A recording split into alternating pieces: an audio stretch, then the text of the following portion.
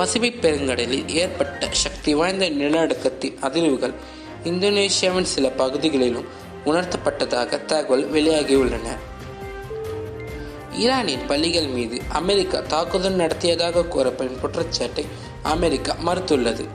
கல்வி நிறுவனங்கள் மீது எந்த தாக்குதலும் நடத்தப்படவில்லை என்று அறிவிக்கப்பட்டுள்ளது. உலக அரசியல் சூழலில் ரஷ்யாவிடம் இருந்து எண்ணெயை வாங்க இந்தியாவுக்கு அனுமதி வழங்கியதை குறித்து டொனால்ட் ட்ரம்ப் கருத்து தெரிவித்துள்ளார். கூகுள் நிறுவனத்தின் தலைமைச் செயல் அதிகாரி சுந்தர் பிச்சையின் சம்பளம் ரூபாய் 6400 கோடியாக உயர்ந்துள்ளதாக தகவல் வெளியாகியுள்ளன.